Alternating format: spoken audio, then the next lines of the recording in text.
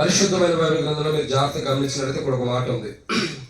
ఏమిటి మాట అని సర్విస్తున్నట్లయితే యేసు ప్రభువారి గురించి రాయబడుతూ వచ్చింది. యేసు ప్రభువారి గురించి ఒక మాట మనం చూడాలంటే ఒక మాట రాయబడుతుంది. మత్తయి సువార్త 1:21 వచనం. మత్తయి సువార్త 1:21 వచనం. ఆమె ఒక కుమారుని కన్ను తన ప్రజలను వారి పాపం నుండి ఆయనే రక్షించను కనుక ఆయనకు యేసు అని పేరు పెట్టదు అని. కానీ ఇక్కడ బైబిల్ రాయబడిన మాట ఏంటంటే యేసు ప్రభువారి గురించి ఒక మాట రాయబడుతుంది. తన ప్రజలను వారి పాపం నుండి ఆయనే రక్షించను కనుక ఆయనకు యేసు అని పేరు. ఇక్కడ చదివినటువంటి 2 భాగాల్లో 2 వ్యత్యాసాలు కనపడుతున్నాయి. ఆ 2 విషయాలు ఏంటన్నా మనం ధ్యానించుకున్నప్పుడు చిన్న ప్రార్థన చేసుకుందాం. మమ్మల్ని మిక్కిలిగా ఎక్కువగా ప్రేమించిన ప్రియ పరలోకపు తండ్రి, పరిశుద్ధుడు అయిన దేవా స్తోత్రాలు. ఈ సమయంలో వాక్యం ధ్యానించబోతున్న సహాయం చేయండి. తెరవబడిన ఆకాశం మాకు అనుగ్రహించి ఆకాశం పెట్టి పట్టదానంత విస్తారమైన నీ పరిశుద్ధాత్మను అభిషేకించండి. మాకు కాదు యెహోవా, మాకు కాదు నీ కృపాసత్వం నీ నామమున మహిమ తెచ్చుకోండి. నీ ప్రజల పక్షాన నీకున్నదే చొప్పునదే జ్ఞాపకం చేసుకోమని మీ నడిపి మీ అభిషేకాన్ని కోరుకుంటూ మాతో మాట్లాడమని దేవా మీ ఉద్దేశం బయలుపరచండి. మీ దాసురాలు ప్రభా, రాములన్న నాగమక్కను బట్టి వందనాలు. వారి కుటుంబంలో క్రిస్మస్ నిమిత్తమై ఈ రీతిలో కూడికి పెట్టుకోవడానికి ఇచ్చిన సమయానికే వందనాలు. ఈ యొక్క వాక్యంతో దేవునికరంగా చేయండి. శత్రు సిగ్గునికి మహిమ తెచ్చుకోమని మాట్లాడమని ప్రభు యేసుక్రీస్తు నామం పేరిట శ్వాసంతో ప్రార్థిస్తున్నాం తండ్రి, ఆమేన్. కాబట్టి దేవుని బిడ్డలారా, ఇక్కడ ఒక మాట రాయబడుతూ వచ్చింది.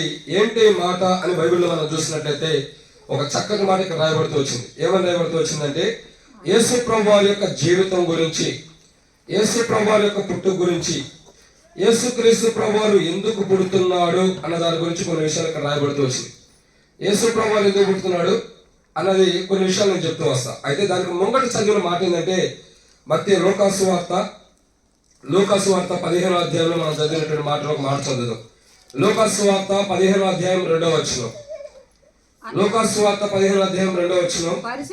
పరిసయ్యులు శాస్త్రులు అది చూచి ఇతడు పాపులను చేర్చుకుని వారితో కూడా భోజనము అదండి. కాబట్టి ఇక్కడ మొట్టమొదటి మాట మనం జ్ఞాపకం చేసుకోవాల్సిన విషయం ఏంటంటే అసలు యేసుక్రీస్తు ప్రభువారు ఈ లోకానికి ఎందుకు జన్మించాడు?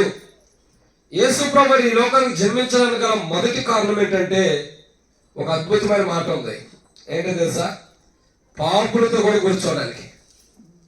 చూడండి, ఒక పరిశుద్ధుడు దేవదూతల చేత నిత్యము ఆరాధించబడుతున్న దేవుని కుమారుడు.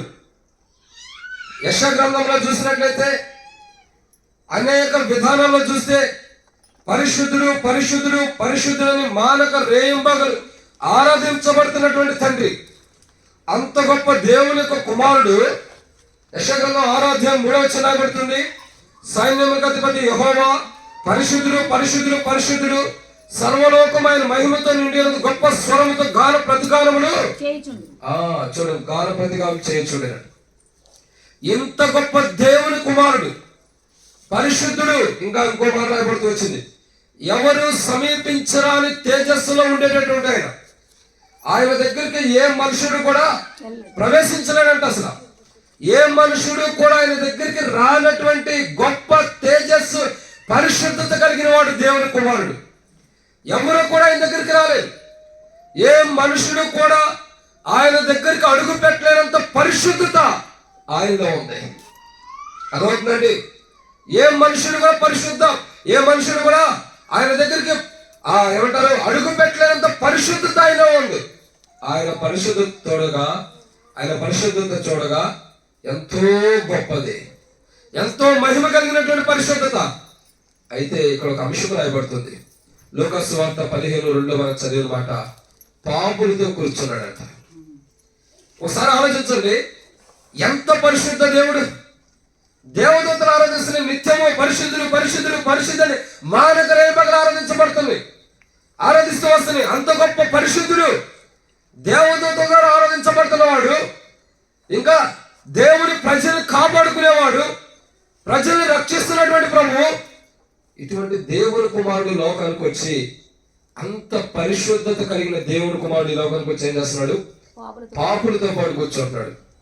ఇది ఎట్టుందో తెలుసండి, ప్రధానమంత్రి వచ్చి భిక్షమెత్తుకున్న వారితో కూర్చున్నట్టుంది. భిక్ష మెత్తుకునే వారు ఉంటారు కదా, వాళ్ళ దగ్గరకు వచ్చిన ప్రధానమంత్రిని ఏమంటావు?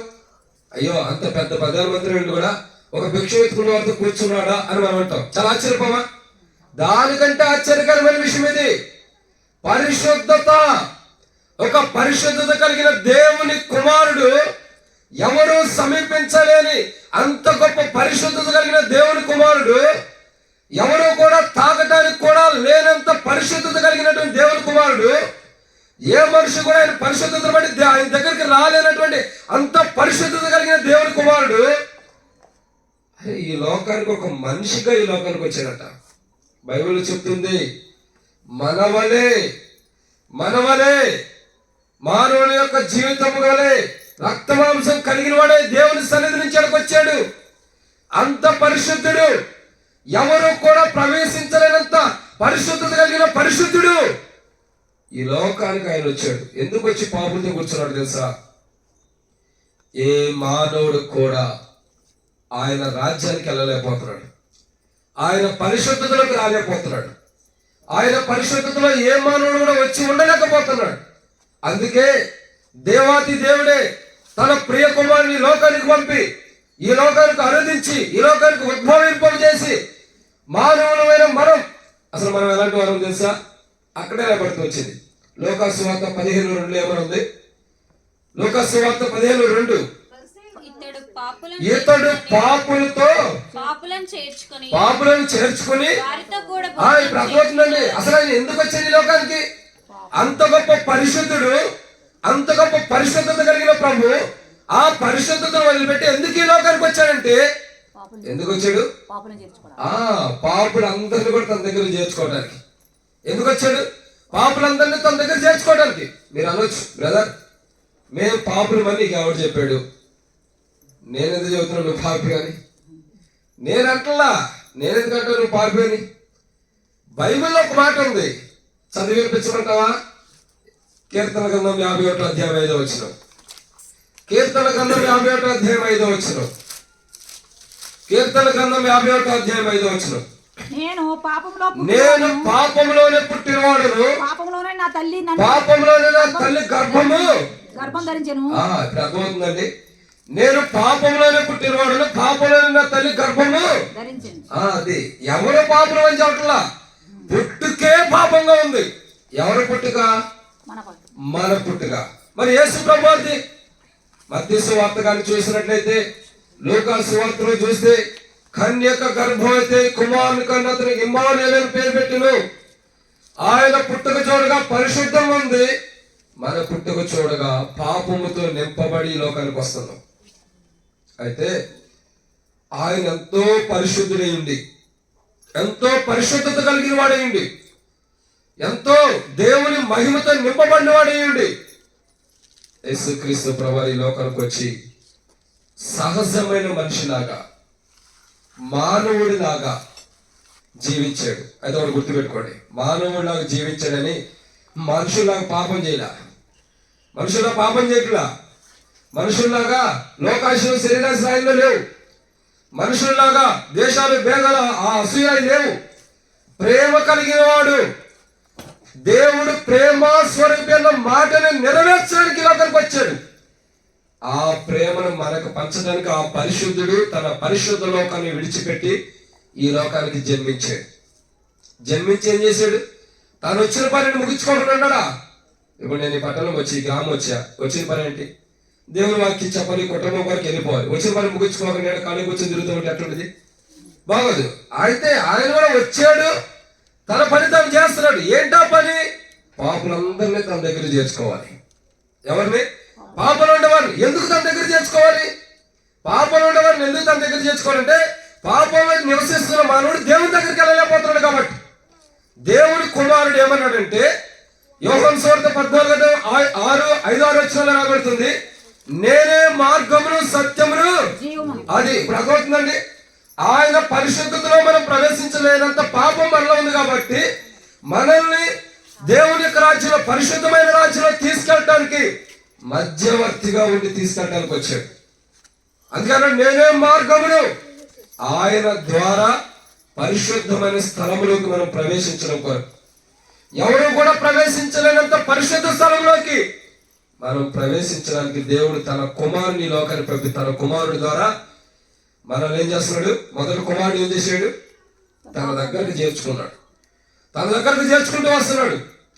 పాట కూడా ఉంది. పాపులనందరినీ తన దాపున చేర్చుటకై ప్రాణము దానముగా. చూడండి ఎంత గొప్పవాడు. ఒక పాపంలో జీవిస్తున్న మానవుని లోపల ఎవరో కూడా దగ్గరికి తీరు. ఎవరైనా తీస్తారా? తీరు. చూడండి, ఎవరు కూడా తప్పు చేసిన వారిని దగ్గరికి తీరు. యేసు ప్రభు వారు అందరినీ దగ్గరకు తీసుకుంటున్నాడు. అదే ఆయన ప్రేమ. అందుకే ఆయన ఈ లోకానికి వచ్చింది. ఈ లోకానికి ఎందుకు జన్మించాడంటే అందరిని దగ్గరకు తీసుకోవడానికి, అందరి ప్రేమ కనపరచడానికి. పాపంలో జీవిస్తున్న మానవుడి పైన దేవుడు ప్రేమమైన యేసుక్రీస్తు ప్రభు తన ప్రేమను కనపరిచి ఆ దేవుని దగ్గర తీసుకెళ్ళడానికి వచ్చాడు. ఇక్కడ ఒక మాట చెప్తున్నాను, ముగిస్తున్నాను. యేసు ప్రభు వారు లోకానికి పుట్టాడు. ఎందుకు పుట్టాడంటే, లోక రక్షకుడు ఎందుకు పుట్టాడంటే, పాపులమైన మనందరినీ తన దగ్గరకు తీసుకుని తన పరిశుద్ధత మనకి ఇవ్వటం కొరకు ఈ లోకానికి జన్మించాడు ఆయన. ఈరోజు ఆ పరిశుద్ధత కావాలంటే, ప్రభా నేను పాపిని, నాలో పరిశుద్ధత లేదు, నీ మందిరంలో అడుగు పెట్టాను కూడా నేను అర్హత లేని దాన్ని, నా పాపాలు క్షమించి నాలో ఉన్న పాపం తొలగించి నాకు పరిశుద్ధతను ఇవ్వమంటే ప్రవేశిస్తాడు. అసలు అది ఇవ్వటానికే కానీ నీ లోకానికి వచ్చింది. ఎవరిని పిలుస్తున్నాడు? నీతిమంతులు పిలుస్తున్నాడా? బైబిల్ ఒక మాట అన్నాడు, నేను నీతిమంతులు పిలవడానికి రాలేదు. నీతిమంతులు పిలవడానికి రాలా. మరి ఎవరిని పిలుస్తున్నాడు? నీతిమంతులు అంటే ఎవరు? గొప్పవారు, అన్ని తెలిసినవారు, అన్ని తెలుసు అనుకునేవారు నీతిమంతులు. మరి వాళ్ళు పిలవడానికి వచ్చారా? లేదు. ఎవరిని పిలుస్తున్నాడు? పాపులు పిలవటానికి వచ్చాను అన్నాడు. పిలిచి ఏం చేస్తున్నాడు? దగ్గరకు తీసుకుంటున్నాడు. మొదట పాపులందరినీ పిలిచి దగ్గరకు తీసుకుని ఏం చేస్తున్నాడు? పరిశుద్ధపరుస్తున్నాడు. తన పరిశుద్ధత తెలుస్తున్నాడు. సహోదరుడా, ఒకానొకప్పుడు నేను కూడా పాపంలో జీవించిన వాడిని, భయంకరమైన పాపంలో ఉండేవాడిని. భయంకరమైన పాపంలో ఉండే నన్ను, మరణపరచులో చావుకు సమీపమైన నన్ను ప్రభు దగ్గరకు తీసుకుని, నిజంగా ఒక పాపిని ప్రభు అంత దగ్గర తీస్తాడా అన్నంతగా నాకు దేవుడు చూపించాడు తన ప్రేమ. దగ్గరకు తీసుకుని తన ప్రేమలో నా పాపాలు క్షమించి నాకు పరిశుద్ధతను అనుగ్రహించాడు. నిజంగా ప్రభు ఎంత గొప్పవాడు. ఆయన జన్మించిన విధమే గొప్పది. పాపంలో నివసిస్తున్న మానవుల్ని దగ్గరకు తీసుకుని తన పరిశుద్ధతను ఇవ్వడానికి ఈ లోకానికి జన్మించాడు. ఇది మొదటి మాట. రెండో మాట ఏంటంటే, ఈ మాట చెప్పి నేను ముగించేస్తాను, సమయం అయిపోయింది కాబట్టి. ఎంత రెండో మాట చూద్దామండి. మార్క్స్ వార్త మొదటి అధ్యాయం 14-15 వచనాలు. మార్క్స్ వార్త మొదటి అధ్యాయము 14-15 వచనాలు. యోహాను చెరపట్టబడిన తర్వాత కాలము సంపూర్ణమై ఉన్నది, దేవుని రాజ్యం సమీపించుచున్నది, మారు మనసు పొంది సువార్తను చెప్పుచు దేవుని సువార్తను ప్రకటించుచు గలిలయకు వచ్చాను. ఈరోజు గొట్టి మొక్కలకు వచ్చింది ఆ వార్త. ఎక్కడికి వెళ్ళింది? గలిలయ నుండి. ఎక్కడ గలిలయ ప్రాంతం అండి? ఎక్కడుంది గలిలయ ప్రాంతం? అసలు గలిలయ ప్రాంతం అనేది ఎక్కడుందో తెలుసా? ఇజ్రాయెల్ దేశం, అంతేనా? ఇజ్రాయెల్ దేశం నుండి గలిలయ ప్రాంతం నుండి దేవుని సువార్త ఎక్కడికి వచ్చింది తెలుసా? ఒక ప్రాంతం, ఒక గ్రామమైనటువంటి గొట్టి మొక్క దగ్గరకు వచ్చేసింది. ఇంకా ఆడకే కాదు, నాగమ్మక్క ఇంటికి కూడా వచ్చేసింది. ఎంత గొప్ప సువార్త ఎక్కడి నుంచి ఆడికి వచ్చిందో చూడండి. దేశాలు దాటి వస్తుంది. ఎందుకు? యేసు ప్రభు ఎందుకు పుట్టాడో తెలియపరచడానికి. ఆయన పుట్టింది చూడగా పాపులమైన మనల్ని తన దగ్గరకు తీసుకుని తన పరిశుద్ధి ఇవ్వడానికి పుట్టాడు. రెండోది చూడగా మారు మనసు ఇవ్వడానికి ఆయన పుట్టాడు. ఎందుకు పుట్టాడు? మారు మనసు. అసలు మారు మనసు అంటే ఏంటి తెలుసా? ఏదో క్వశ్చన్ అనేది చెప్పడం కష్టం లేదు, నేనే చెప్పేస్తా. మారు మనసు అంటే అర్థం ఏంటి తెలుసా? మారు మనసు అంటే అర్థం ఏంటి? ఎప్పుడైనా అబద్ధాలు ఆడేరా? పోయిన సంవత్సరం ఇదే మాట అడిగా, ఆడేనని చెప్పారు. నిజంగా అబద్ధాలు ఆడేది లేదా? పోయిన సంవత్సరం ఆడేది, ఈ సంవత్సరం కూడా మళ్ళీ ఆడుతాను అంటారా? నాగమ్మక్క పోయిన సంవత్సరం వచ్చిన చుట్టాలు వచ్చారుగా. నాకు తెలుసు, ఎందుకంటే గుర్తుంది నాకు. కాబట్టి పోయిన సంవత్సరం కూడా అడిగా, అవునయ్య అబద్ధాలు ఆడేమన్నారు. ఈ సంవత్సరం ఆడుతున్నారు. మంచిదైతే ఇంకో సంవత్సరం కూడా ఆడదాం, అది తర్వాత. బైబిల్ ఏముంది? మారు మనసు అంటే అర్థం ఏంటి తెలుసా? ఒక అబద్ధం ఆడతాం, ఇక అది వద్దు ప్రభు అని జీవితం మార్చుకోవటమే మారు మనసు. ఒక పాపం చేస్తున్నాం, అది వద్దు ప్రభా, దానివల్ల నష్టం ఉందని జీవితం, ఇక అది చేయను అనుకోవటమే మారు మనసు. మారు మనసు అంటే మనం చేసే తప్పు పనులు చేయొద్దు అని అసహించుకోవటమే మారు మనసు. ఏవేవే తప్పులని కూడా మనం చేస్తామో, ఏవేవైతే తప్పులని చేస్తూ ఉంటామో అది తప్పని తెలుసుకున్న తర్వాత చేయకోకుండా ఉంటమే మారు మనసు. అది చేయాలంటే ఈ పని నేను చేయకూడదు, ఇది తప్పుతో కూడింది, ఇది పాపంతో కూడింది, ఇది వద్దు, ఇది అసహ్యమైనదని వద్దు అనుకోవటమే మారు మనసు. చూడండి, నిజంగా మన దృష్టితో అన్ని చూస్తే మంచిగా కనపడతాయి. అందుకే యేసుప్రభు ఈ లోకానికి వచ్చి, ఈ లోకానికి పుట్టి తన దృష్టితో మనం చూసేటట్టు చేశాడు. ఆయన దృష్టితో, ఆయన ఆలోచనతో, ఆయన ఉద్దేశాలతో మనం ఇక్కడ చూస్తే లోకంలో జరిగేవి అన్నీ మనకు అసహ్యంగానే ఉంటాయి. ఏమనిపిస్తే అన్ని అసహ్యమే. బైబిల్ చెప్పే మాట ఇదే. ఇందుకే యేసుప్రభు పుట్టాడు. ఎందుకు? మారు మనసు ఇవ్వటానికి. చాలా గొప్ప మాట ఇది. చెప్తే అర్థం కాదు. మారు మనసు అంటే ఎంతో గొప్పదో తెలుసా? ఎంతో శ్రేష్టకరమైనది. ఒక మన పిల్లలు ఉంటారు, దొంగతనం చేస్తాడు, ఎన్నోసార్లు తిడతావు, కొడతావు, మారడు. ఓ సమయం వచ్చింది, ఆయన అందరికి వచ్చి, అమ్మా నేను దొంగతనం చేయనంటే ఎట్లా ఉండేది నీకు? ఎంత సంతోషం, ఎంత సంతోషం. దేవునికి కూడా తన కుమారుడు అంత సంతోషాన్ని ఇవ్వడానికి ఈ లోకానికి వచ్చాడు. మారు మనసు లేని మనల్ని, మారు మనసు యొక్క అనుభవం, మనసు మార్చుకునే అనుభవం, కులం కాదు మార్చుకునేది. కులం మతాలు అనుకునేవాడు పిచ్చోళ్ళు. బైబిల్ ప్రకారం అయితే కుల మతాల సంబంధం లేదు. ఇది కుల మతానికి అతీతమైనది, శ్రేష్టకరమైనది. అసలు యేసు ప్రభు జన్మించిన విధం దేనికంటే కులాలు మతాలు మార్చడానికి కాదు ఆయన పుట్టింది. కులాలు మతాలు మార్చడానికి కాదు. ఎందుకు పెట్టాడు? మానవుని మనసు కరెక్ట్గా లేదు, ఆ మనసు మార్చి సరైన మార్గంలో పెట్టడానికి ఈ లోకాన్ని పెట్టాడు. మానవుని మనసు కరెక్ట్గా లేని మానవుని మనసుని కరెక్ట్ అయిన మార్గంలో, సరైన మార్గంలో పెట్టడం కొరకు ఈ లోకానికి జన్మించాడు. దాన్నే కరెక్ట్ అయిన మార్గంలో పెట్టే మనసునే మారు మనసు అంటారు. ఏమంటున్నారు? మారు మనసు. ఎందుకు పుట్టాడు ఇప్పుడు అర్థమవుతుందండి. చాలా మంది అనుకుంటారు కేక్ కట్ చేసుకోవడానికి పుట్టాడు, చాలా మంది అనుకుంటారు కొత్త బట్టలు వేసుకోవడానికి పుట్టాడు, చాలా మంది అనుకుంటారు కుటుంబం మొత్తం కలిసి బిర్యానీ తినడానికి పుట్టాడు అనుకుంటారు. అంతేగా మన క్రిస్మస్ అంటే కుటుంబం మొత్తం వచ్చిన బిర్యానీ, కుటుంబం మొత్తం కొత్త బట్టలు, ఇంకా అందరం కలిసి కేక్ కట్ చేసుకుంటాం. ఇందుకోసం యేసుప్రభు పుట్ల. ఎందుకు పుట్టాడు? కేక్ కోసం, బట్టల కోసం, బిర్యానీ కోసం పుట్టాడా? ఇంకెంతకాలం కేక్ బిర్యానీలో గురిపోతాం. ఈ రోజైనా గుర్తు తెచ్చుకోవాల్సిన ఏంటి తెలుసా? మారు మనసును ఇవ్వటం కొరకు ఈ లోకానికి ఆయన జన్మించాడు. ఆయన వచ్చిన పని ఆయన చెబుతున్నాడు, కాలం అనేది సంపూర్ణమవుతుంది, దేవుని రాజ్యం సమీపించబోతుంది, ఈ లోకం అనేది ముగించబోతుంది, ఈ లోకానికి ముగింపు రాబోతుంది. ఈ లోకానికి ముగింపు రాకమునిపే, ఈ లోకానికి నష్టం రాకమునిపే, భయంకరమైన ఉగ్రత ఈ లోకంలో కుమ్మరించబడకమునిపే మనుషుల్ని రక్షించుకోవడం కొరకు యేసు ప్రభు ఈ లోకానికి వచ్చాడు. భయంకరమైన ఉగ్రత రాబోతుందండి. భయంకరమైన ఉగ్రత రాబోతుంది. ఆ భయంకరమైన ఉగ్రత రాకుండా దేవుని రాజ్యం సమీపించకమునిపే, సమీపిస్తున్న దేవుని రాజ్యంలోకి మనం వెళ్ళటం కొరకు ఈ లోకానికి జన్మించి మారు మనసు ఇస్తున్నాడు. నేనట ఒక మారు మనసు మనకి ఇవ్వడం ద్వారా మనకు జరిగేది ఏంటి తెలుసా? ప్రభు అన్నాడు మార్కు సువార్త 1:15 కాలం సంపూర్ణమైనది, దేవుని రాజ్యం సమీపిస్తుంది, మారు మనసు పొందన్నారు. ఎందుకు మారు మనసు పొందమన్నాడు? దేవుని రాజ్యం సమీపిస్తుంది. ఇప్పుడు దేవుని రాజ్యంలోకి వెళ్ళాలంటే ఏం కావాలా? చెప్పడక డబ్బులుంటే వెళ్తామా? ఇప్పుడు ఇక ఏమంటారు, సహోదరులకి, సిస్టర్స్కి అయితే, ఆడపిల్లలకి అయితే డబ్బులు కూడా అవసరం, బస్సులో జర్నీ చేయడానికి ఫ్రీ. దాని సభ్యులు 10 సార్లు అయిన తిరగవచ్చు. బస్సు వాడికి క్యాష్ రావాలి కానీ మనకు రాదు. ఎందుకు?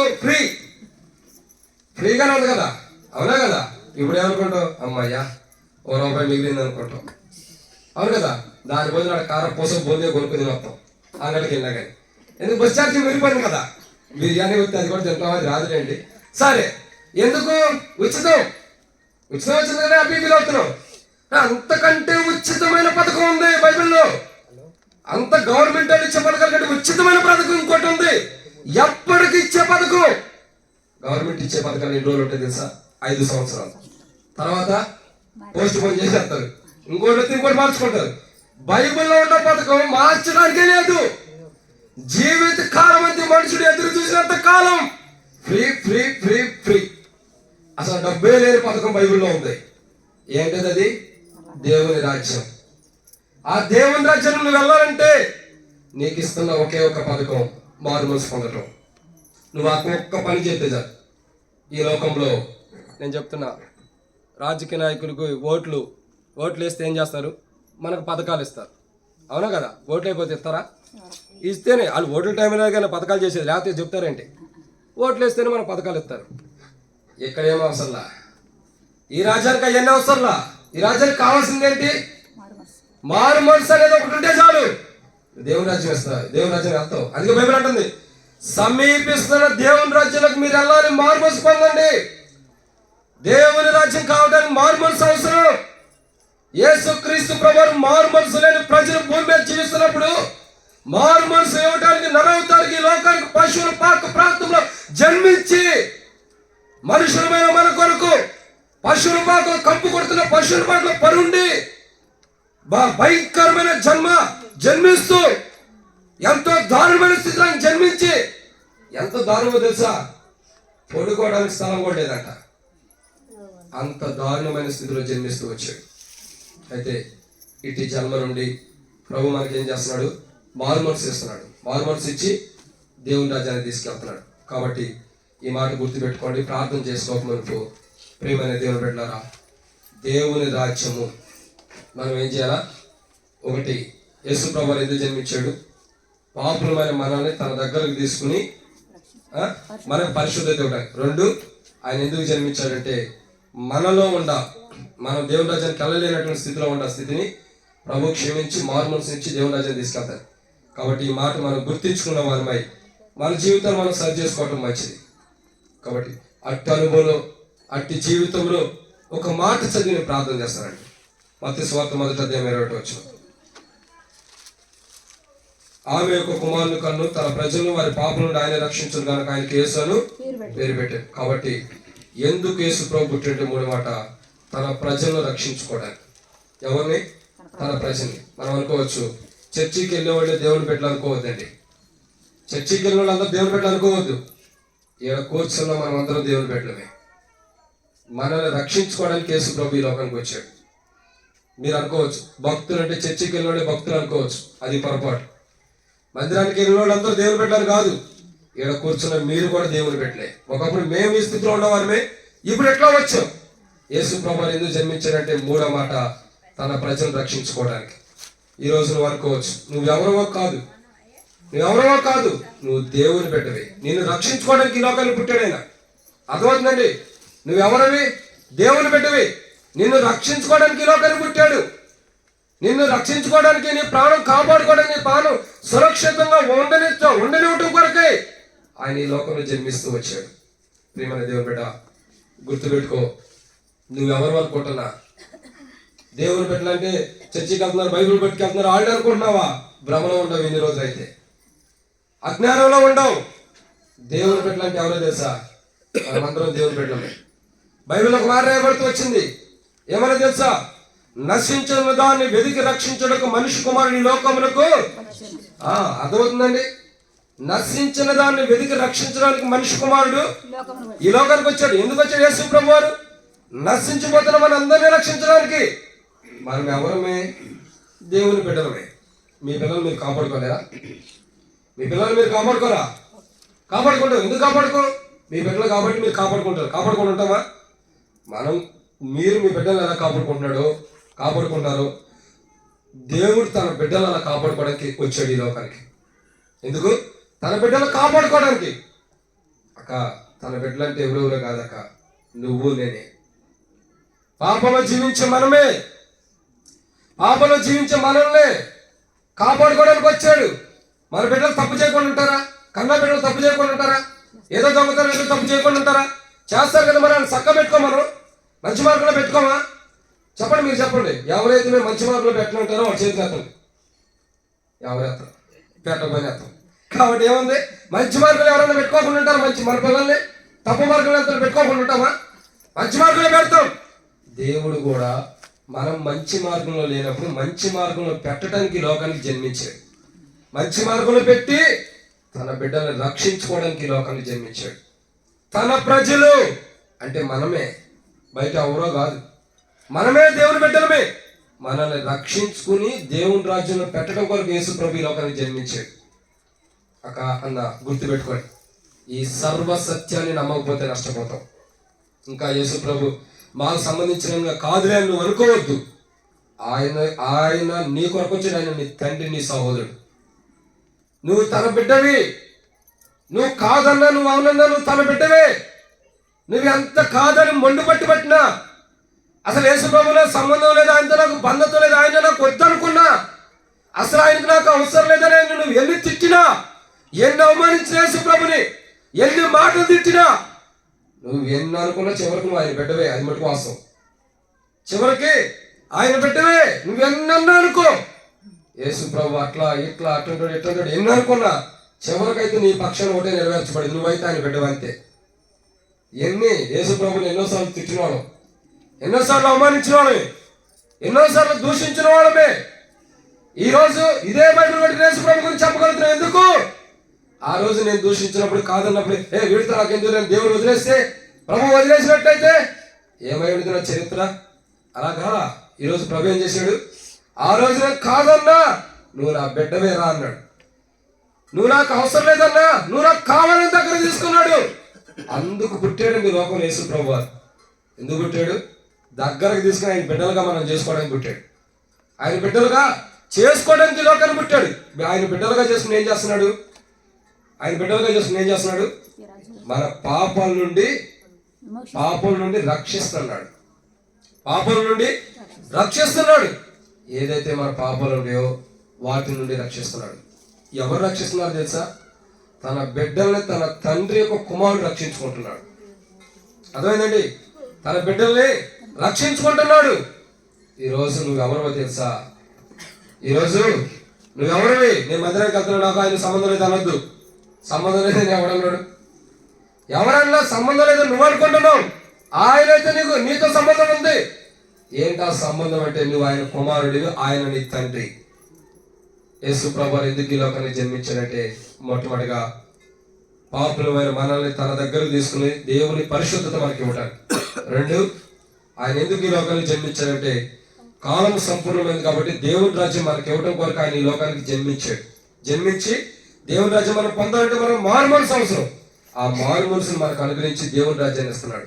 ఇది ఇవ్వటం కొరకే, మనకు మారు మనసు, మనకు దేవుని రాజ్యము, మనకు పరిశుద్ధతను ఇవ్వడం కొరకే యేసు ప్రభు ఈ లోకానికి జన్మించాడు. కుల మతాలు మార్చడానికి కాదు. కులాలు మతాలు మార్చడానికి ఆయన పట్ల. 1, పాపులమైన మనం దగ్గర తీసుకుని పరిశుద్ధత ఇవ్వడానికి. 2, మనం దేవుని రాజ్యం సమీపిస్తుంది కాబట్టి, మనం దేవుని రాజ్యానికి వెళ్ళలేదు కాబట్టి, ఆ దేవుని రాజ్యాన్ని తీసుకెళ్ళడం కొరకు మనకు మారు మనసును ఇచ్చి ఆ దేవుని రాజ్యాన్ని తీసుకెళ్ళడానికి వచ్చాడు. 3, మనం దేవుని బిడ్డలు కాదనుకుంటున్న మనల్ని తన బిడ్డలుగా చేసుకుని, తన ప్రజలుగా చేసుకుని మనల్ని రక్షించుకోవడానికి ఈ లోకానికి వచ్చాడు. ఈ సర్వసత్యం నమ్మకపోతే ఇంకా నష్టపోతాం. ఒకప్పుడు అనేక సంవత్సరాల కిందట ప్రభుని నమ్మే నేను కూడా ఇదే నమ్మనటువంటి స్థితి నాకు కూడా ఉంది. మా అమ్మగారు ఒక పక్కన ప్రార్థన చేస్తుంటే నా జీవితం ఇంకో పక్కన ఇంకొక మార్గం ఉండేది.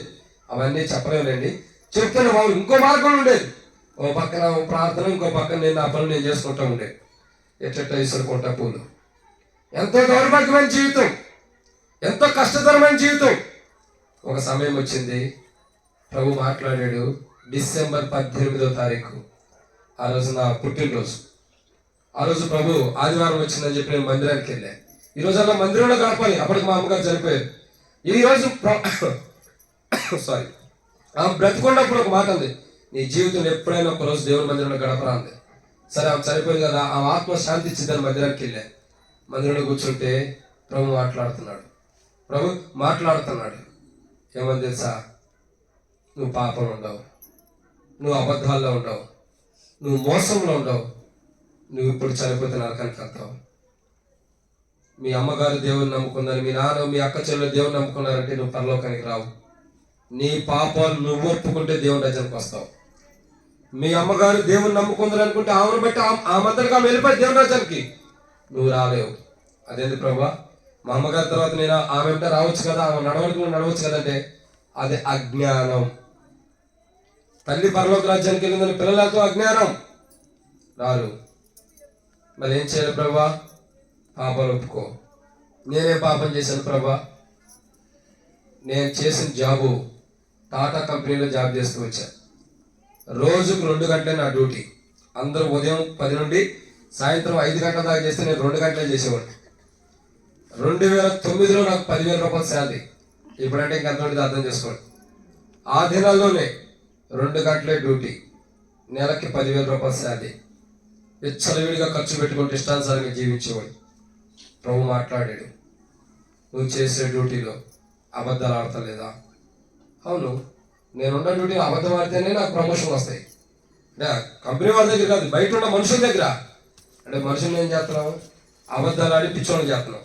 మరి దాన్ని బట్టి తీర్పు రాదా? ఎక్కడ తప్పించుకుంటావు నువ్వు? ఏ ప్రాంతానికి తప్పించుకుంటావు? ప్రభు దీన్ని బట్టి కూడా నాకు నరకం ఉందా? అబద్ధాలు బట్టి నరకం ఉంది. ప్రకటన గ్రంథం 20:8 బట్టి వచ్చింది, అబద్ధకుల మండు గుండంలో రెండో మరణానికి వెళ్తారని. అబద్ధం ఆడేవారు నరకంలో కాలిపోతారని మాట్లాడుతూ వచ్చాడు. అయితే నేనేం చేయాలి ప్రభా? యేసు ప్రభా, నేను పాపి, నేను ఒప్పుకో, నేను క్షమిస్తాను అన్నాడు. ఇంకొక ఆలోచన వచ్చింది, ఒప్పుకోవడానికి ఒక 2 నిమిషాలు ఆలస్యం చేశా. ఆ టైం ఏం జరిగింది తెలుసా? 3 అడుగులు గోడ, 3 అడుగులు కూడా ఉండకుండా ఉండేది ఫిబ్రవరిలో తిరుమలలో. ఆ గోడ పక్కనే కూర్చున్నా. కళ్ళు మూసుకున్నాడు. కళ్ళు మూసుకోమంటే, పాపాలు ఒప్పుకోమంటే ఒప్పుకోవట్లా. ఒక ఆలోచన వచ్చింది, పక్కనే ఉన్న 3 అడుగులు గోడ, 3 గజాలు కదండి, 3 అడుగులు అంతే, ఇంత హైట్ ఉండేది. ఆ గోడ వచ్చి నా మీద పడబోతుంది, నేను చచ్చిపోతానన్న భయం నాలోకి వచ్చింది. కూర్చుంటే తలంత హైట్ ఉన్న గోడ మీద పడితే చచ్చిపోతావా? ఆలోచన వచ్చేస్తుంది, ఈ గోడ నీ మీద పడబోతుంది, నువ్వు చనిపోబోతున్నావు. కళ్ళు తెరిచి చూసా, గోడగానే ఉంది. కళ్ళు మూసుకున్నా. కళ్ళు తెరవద్దు, మూసుకోమన్నారు. ఆ కళ్ళు మూసుకున్నా. ఏం చేయాలి ప్రభా? ముందరికెళ్తే ఒప్పుకోకపోతేనే గోడ పడి చావచ్చు, లేదా ఇంకేదైనా జరగవచ్చు. సరే, ఒప్పుకోకపోతేనేమో చావస్తుంది. ఒప్పుకుంటే ఏం జరిగిందో? ఏం చేయాలి? ఏదైతే అయింది, చావో బ్రతుకో. ఒప్పేసుకున్నా. ఏమని? డిసెంబర్ 18, 2011 ఆదివారము హెర్మోన్లో 15 నెంబర్ పిల్లల దగ్గర కూర్చుని మోకాళ్ళ మీదకి వచ్చిన పాపాన్ని నేను ఒప్పుకున్నా. యేసు ప్రభా, నేను పాపిని, నేను క్షమించు. నా డ్యూటీలో నేను అబద్ధాలు ఆడుతూ వస్తా. నా డ్యూటీలో నేను అబద్ధాలు ఆడాలి. అబద్ధం ఆడకపోతే నా జీవం కొనసాగదు. ఎన్నెన్నో అబద్ధాలు ఆడుతూ వచ్చా. ఆ అబద్ధాలను బట్టి కూడా నా మరణం ఉందని నాకు తెలియపరిచావు. నన్ను క్షమించు ప్రభు అంటే ఇంకా చాలా విషయాలు నా జీవితంలో నేను చిన్నప్పటి నుంచి నేను చేసిన తప్పులన్నీ కూడా దేవుడు చూపిస్తూ వచ్చాడు. ఆ రోజు అన్నిటిని ఉదాహరణ కనబడుతుంటే పైనుంచి స్వరం వస్తుంది, నీకు కనబడేవన్నీ నేనే చేశానని ఒప్పుకో అను. ప్రభు, నేనే చేశానని ఒప్పుకున్నా. ప్రభు క్షమించాడు. ఎన్నడూ లేనంత సంతోషం డిసెంబర్ 18, 2011 నేను అనుభవించాను. ఆ సంతోషం ఇప్పటికీ నాకు కొనసాగుతూనే వెళ్తుంది. అదే నా భౌతికమైన పుట్టినరోజు, అదే నా ఆత్మీయమైన పుట్టినరోజు కూడా. 2 ఒకే రోజు, డిసెంబర్ 18. వస్తుంది కదా కొన్ని రోజుల దగ్గరికి. మా పెద్ద పాప రోజు కమెంట్ చేసింది, వచ్చేస్తుంది డాడీ పుట్టినరోజే దగ్గర పడుతుంది. ఎందుకు? సంతోషం. ప్రభువుని ఎరిగిన రోజు అది, ప్రభుని గుర్తెరిగిన రోజు. నా పాపాలు నేను ఈ లోకానికి వచ్చిన రోజు, అదే రోజు నన్ను నూతన సృష్టిగా కూడా చేస్తూ వచ్చాడు. అందరికీ ధన్యత దొరకదు, నాకు ఇచ్చాడు ప్రభు. అరే, నువ్వు పుట్టినరోజు అదే, ఆత్మీయ పుట్టినరోజు కూడా అదే అని చెప్పి దేవుడు అక్కడ తీసుకొచ్చాడు నన్ను. ఎంత సంతోషం. అందుకే దేవుడు నన్ను ఈ కోణంలో తీసుకెళ్తున్నాను, ఎంత ఘనమైన మార్గంలో. ప్రేమ దేవుడు పెట్టారా, ఆ రోజు నేను పాపాలు ఒప్పుకున్నప్పుడు హృదయంలో సంతోషం ఉంది. అప్పటిదాకా ఒక బాధ, ఒక దుఃఖం, ఏమైపోతానో అన్న ఒక ఆలోచన. ఎప్పుడైతే ఒప్పుకున్నానో మొత్తం శాంతి వచ్చేసింది, నెమ్మది వచ్చేసింది, సంతోషం వచ్చింది. ఆ తర్వాత అబద్ధాలు ఆడలేదండి. అవి ఒప్పుకున్న తర్వాత అబద్ధాలు ఆడలా. నాకే దేవుడు మాట్లాడుతూ వచ్చాడు. నేను బాప్తిసం తీసుకోక మునిపే దేవుడు నన్ను సేవకు పిలిచాడు. బాప్తిసం తీసుకోక మునిపే సేవకు పిలిచాడు. సేవకు తీర్మానం చేసుకున్నాం. తర్వాత బాప్తిసాలు అయిపోయి, ట్రైనింగ్ అన్నీ అయిపోయి. ఎందుకు చెప్తున్నట్టే, పిలిచిన వాడు నమ్మదగిన వాడు. ఈ మాట కోసం ఇవన్నీ చెప్పాల్సి వచ్చింది. మనల్ని పిలుస్తున్నప్పుడే మనం వచ్చేయాలి ఆయన దగ్గరికి. అప్పుడు ఆయన నమ్మదగిన కార్యాలు మనం చూడగలుగుతాం. ఆయన పిలుస్తుంటే మనం రాకపోతే ఒకే ఒక మాట గుర్తుపెట్టుకోండి, మీరందరూ వలలు ఎప్పుడన్నా చూసారా? చేపల కొరకు వేసే వలలు చూసారా? వల కాకుండా ఇంకా బాక్స్ లాగా ఉండి నీళ్ళలో పెడతారు. దాన్ని ఈ ప్రాంతం ఏమంటారు? మామూళ్ళని ఆంధ్రాలో అంటారు. మరి ఇక్కడ ఏమంటారు? ఒక చేపలు పెద్దగా ఉండేది కాలువలో పెడతారు అడ్డంగా. దాన్ని పెడితే చేప ఏం చేస్తుంది తెలుసా? నీరు ఎట్టేస్తా ఉండేది కాలువలో, ఇట్లా ముంగడికి వెళ్తా ఉండేది. చేప ఏం చేసింది తెలుసా? నీరు ముందరికి వెళ్తుంటే చేప వెనక్కి వచ్చింది. చేప వెనక్కి వచ్చింది. వెనక్కి వచ్చి ఎక్కడ పడింది? ఆ వల్లోనే పడింది. అక్కకు తెలియదు వెనక్కి వల్ల పడతామని. ఏడకి వెళ్తుంది? ఈదుకుంటే వెళ్తలే వెళ్ళింది. పడాల్సిన వల్ల పడింది, వెళ్ళాల్సిన నోట్లోకి వెళ్ళిపోయింది. కారం గట్టిగా పెట్టారు, అయిపోయి తినేశారు. ఏమైంది? ఇక హల్లెలూయా స్తోత్రం అనుకుంది, అయిపోయింది. ఏ లేదు, నీళ్ళకి ఎదురు వెళ్ళింది, వల్ల పడాల్సిన పడింది, తినేసి ఎవరో పట్టుకున్నారు, వేటగాడు తినేసి వెళ్ళిపోయింది. నేనంట ఈ లోకంలో ఎంతకాలం ఎదురెదినా ఇంతే. ప్రభువుకి ఎంతకాలం నువ్వు ఎదురెళ్ళినా నష్టమే కానీ మేలు లేదు. ఎంతకాలం దేవుడు కాదని దూరం కలిపిన నష్టమే. ఆయన పిలిచినప్పుడు దగ్గరకు వచ్చాయి. వస్తే ఏం జరిగింది? వస్తే ఏమైంది? ఆశీర్వాదాలు ఇస్తాడు. నిన్ను దగ్గరకు తీసుకుని నీకు పరిశుద్ధత ఇస్తాడు. నిన్ను దగ్గరకు తీసుకుని దేవుని రాజ్యానికి వెళ్ళడానికి కావాల్సిన మారుమనసుని ఇస్తాడు. నిన్ను దగ్గరకు తీసుకుని దేవుని బిడ్డగా చేసుకుని నా పాపం రక్షించిన దేవుడే, నా పాపం క్షమించిన దేవుడే, నీ పాపాలను కూడా క్షమించి నిన్ను రక్షిస్తాడు. ఈ 3 ప్రాముఖ్యమైన విషయాల కొరకు యేసు ప్రభు ఈ లోకానికి జన్మించాడు. అది గుర్తుపెట్టుకోండి. కేక్ కటింగ్, కొత్త బట్టలు, బిర్యానీ కోసం కాదు. ఎందుకు పుట్టాడు? 3 ప్రార్థన చేసుకుందాం. 1, పాపులు అయిన మనందరూ ఆయన దగ్గర తీసుకుని పరిశుద్ధత ఇవ్వడానికి పుట్టాడు, అది ఇచ్చాడు. 2, మారు మనసు. దేవుని రాజ్యానికి వెళ్ళాలంటే మారు మనసు అవసరం. ఆ దేవుని రాజ్యానికి వెళ్ళి మారు మనసు కొరకు ఈ లోకానికి ఆయన పుట్టాడు. 3, ఆయన బిడ్డలుగా చేసుకుని ఆయన మనం రక్షించుకోవడానికి ఈ లోకానికి పుట్టాడు. ఈ 3 సర్వసత్యాలు మనం నమ్మితే అందుకొరకే యేసు ప్రభు ఈ లోకానికి జన్మించాడు. అదే క్రిస్మస్, నిజమైన క్రిస్మస్. ప్రభు దగ్గరికి వచ్చి పరిశుద్ధత పొందటమే నిజమైన క్రిస్మస్. ప్రభు దగ్గరికి వచ్చి మారు మనసు పొందటమే నిజమైన క్రిస్మస్. ప్రభు దగ్గరికి వచ్చి ఏం చేయాలా? తన బిడ్డగా అయ్యి పాపాల నుండి విముక్తి రక్షించబట్టమే నిజమైన క్రిస్మస్. ఆ నిజమైన క్రిస్మస్ నీకు కావాలంటే నువ్వు ఎక్కడుండో అక్కడ మోకాళ్ళ మీద ఉండి నేను కూడా ప్రార్థన చేస్తా. ఎవరు కళ్ళు తెలిసి అటు ఇటు చూడొద్దు, అటు ఇటు చూడొద్దు. ప్రార్థన, ఒక ప్రార్థన చేసుకుందాం. ఎవరు కూడా అటు ఇటు చూడొద్దు. ప్రార్థన, కళ్ళు మూసుకున్న అందరూ కూడా ఎవరు కూడా అటు ఇటు చూడొద్దు. ప్రేమ కలిగిన తండ్రి, పరిశుద్ధుడు అయిన దేవా, ప్రభువైన యేసుక్రీస్తు ప్రభు వారి నామాన్ని బట్టి మీకు వందనాలు. మీరు ఈ లోకానికి జన్మించింది మా తండ్రి పాపులమైన మమ్మల్ని మీ దగ్గరికి తీర్చుకుని మాకు పరిశుద్ధత ఇవ్వటానికి. దేవా, దేవుని రాజ్యానికి వెళ్ళలేని స్థితిలో ఉన్న మాకు పిలిచి దేవుని రాజ్యానికి కావాల్సిన మారు మనసుని ఇచ్చి పంపిస్తున్నారు. దేవుని రాజ్యానికి ఆ మారు మనసు ఇవ్వడం కొరకు ఈ లోకాన్ని జన్మించారు. దేవా, మమ్మల్ని మీ బిడ్డలుగా చేసుకుని మా పాపల నుండి రక్షించడం కొరకై మీరు ఈ లోకానికి జన్మించారు మా తండ్రి. అదే నిజమైన క్రిస్మస్. ఆ నిజమైన క్రిస్మస్ లోకి రావాలి. అనేకుడు పాపాల నుండి విముక్తి పొంది పరిశుద్ధతలోకి రావాలి. మారు మనసు జీవితం మార్చుకుని దేవుని రాజ్యానికి రావాలి. పాపాలు క్షమించబడి దేవుని బిడ్డలుండి రక్షించబడాలి. ఆ రక్షణ, ఆ మారు మనసు, ఆ పరిశుద్ధత కూర్చున్న ఎవరైతే మాకు లేదు అని అడుగుతుంటే వారికి దయచేయండి. యేసయ్యా, నాకు పరిశుద్ధత లేదు, నేను పాపంలో ఉండా, నా పాపం బట్టి నాకు నరకం ఉంది, ఆ నరకం నుండి నేను తప్పించి నాకు పరిశుద్ధత అని ఎవరైనా అడుగుతుంటే ఆ పరిశుద్ధత వారికి దయచేయమని యేసుప్రభువుని ప్రార్థిస్తున్నాను తండ్రి. అట్లా మౌనంగా కళ్ళు మూసుకొని కళ్ళు తెరవదు. ఎవరు కూడా ఎవరైనా సరే, ఇదిగో నాలో పాపం ఉంది, నాకు పరిశుద్ధత కావాలి, నాకు దేవుని రాజ్యంతో కూడిన మారుమూసు కావాలి, నేను దేవుని బిడ్డగా ఉండి పాపాల నుండి రక్షించబడాలని ఎవరైనా కోరుతుంటే మీరు ఎక్కడున్నా మీ కుడి హస్తం మీ తలగన్న పైకెత్తొచ్చు, మీకోసం ప్రార్థన చేస్తాను అంతే. ఎవరైనా ఉంటే మీ కుడి హస్తం తలగన్న పైకెత్తొచ్చు, మీకోసం ప్రార్థన చేస్తాను. సిగ్గుపడద్దు. ఎవరైనా నేను చూడరు, అందరూ ప్రార్థనలో ఉంటారు. నిజంగా దేవుని రాజ్యం కావాలనుకుంటే ఎవరైనా మీ కుడి హస్తం తలగన్న పైకెత్తొచ్చు, మీకోసం ప్రార్థన చేస్తాం అంతే. ఎవరైనా ఉన్నారా? సిగ్గుపడద్దు. ఫ్రీగా ఇచ్చే దేవుని రాజ్యం ఇది. ఫ్రీగా ఇచ్చే దేవుని రాజ్యం. కుల మతాలు మార్చుకునేది కాదు ఇది. మతాల కులాలు మార్చుకునేది కాదు, అసలు దానికి సంబంధం లేదు. మనసు మార్చుకోవడానికి ఒక అవకాశం ఉంది. ఎవరైనా ఉన్నారా? ఇదిగో యేసు ప్రభా, నా మనసు మార్చు, నా పాపాలు క్షమించని అడుగుతుంటే మీ కుడి హస్తం మీ తలగన్న పైకెత్తొచ్చు, మీకోసం ప్రార్థన చేస్తా. ఎవరైనా ఉన్నారా? ధైర్యంగా చేయొద్దండి, సిగ్గవసరంలా. ఎవరైనా జీవితం మార్పు కావాలంటే, మారు మనసు కావాలంటే, ప్రవర్తన మార్చుకోవాలంటే ఎవరైనా సరే మీ కుడి హస్తం తలగన్న పైకెత్తించి మీకోసం ప్రార్థన చేస్తాం. ఎవరైనా ఉన్నారా? ఎవరైనా సరే సిగ్గుపడద్దు. సహోదరి యేసు ప్రభు నేను క్షమించిన కాక. ఇంకెవరైనా ఉన్నారా? ఇంకెవరైనా ఉన్నారా? ఇంకా ఎవరైనా? సిగ్గుపడదు. సహోదరి యేసు ప్రభు నిన్ను కూడా క్షమించిన కాక. ఇంకెవరైనా ఉన్నారా? ఇంకెవరైనా? సహోదరి యేసు ప్రభు నిన్ను కూడా క్షమించిన కాక. సహోదరి యేసు ప్రభు నిన్ను కూడా క్షమించిన కాక. ఇంకెవరైనా ఉన్నారా? క్రొత్త జీవితం కావాలని ఇంకెవరైనా ఉన్నారా?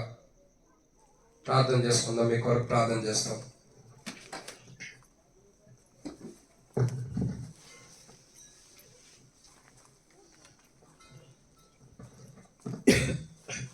ప్రేమగల తండ్రి, కరుణగలిగిన దేవ, యేసు ప్రభు నామమున మీకు వందనాలు చెల్లిస్తా ఉన్నాం. ఈ లోకంలో మీ జన్మించిన ఉద్దేశ సంకల్పాలు పాపులమైన మమ్మల్ని మీ సొంత వారిగా చేసుకోవడానికి, మీ రాజ్యంలో మమ్మల్ని ఉంచడానికి, మీ బిడ్డలుగా మమ్మల్ని చేర్చుకోవడానికి ప్రభువా, మీరు ఈ లోకంలోకి మీ కుమారుడు ప్రభుని యేసు క్రీస్తు వారిని పంపించేందుకు మీకు కృతజ్ఞతాలు చెల్లిస్తా ఉన్నాం. మీ మాటను బట్టి వందనాలు. కొంతమంది కూడా తీర్మానం చేసుకున్నారు, వారి హృదయాలు నిత్య జీవం గురించినటువంటి మాటలు అనుగ్రహించారు, అవి ఫలించడానికి అనుగ్రహించారు. ప్రభువా, మీరే నాటవలసిన మనం చేస్తుంటున్నాం, కనికరించండి. ఈ గ్రామంలో ఎంతమంది విన్నారు, వారందరికీ ప్రభువా నిత్య జీవం గురించిన మాటలు వారి హృదయాలలో మీరు కార్యం జరిగించున్నాయన కనికరించు. వారిని, వారి కుటుంబాల పిల్లల్ని, వారికి కలిగిన సమస్తాన్ని మీరు దీవించండి. ఆశీర్వాదం ఇవ్వడానికి ఈ లోకంలో వచ్చాం, అందరినీ కూడా దీవించండి. ఈ గ్రామస్తులు ఉంటున్న వారిని బలపరచండి. ఈ కుటుంబం జ్ఞాపకం చేసుకుంటున్నాం ప్రభువా, ఈ కుటుంబ బిడ్డలు, కుటుంబస్తులు అందరూ కూడా మీరు దీవించు. ఇంతవరకు మీరు చేసే మేలు బట్టి స్తోత్రాలు చెల్లిస్తూ, విన్నవారి హృదయాల కార్యం జరిగించారు నమ్ముతూ, మీరు ఆకుడు కనుక మమ్మల్ని అందరూ కూడా సిద్ధపరిచేందుకు స్తోత్రములు చెల్లిస్తూ, అన్ని విషయాల్లో సహాయపడినందుకు వందనాలు చెల్లిస్తూ, యేసుక్రీస్తు నామమున ప్రార్థించి అడిగి వేడుచున్నాము తండ్రి. ఆమేన్.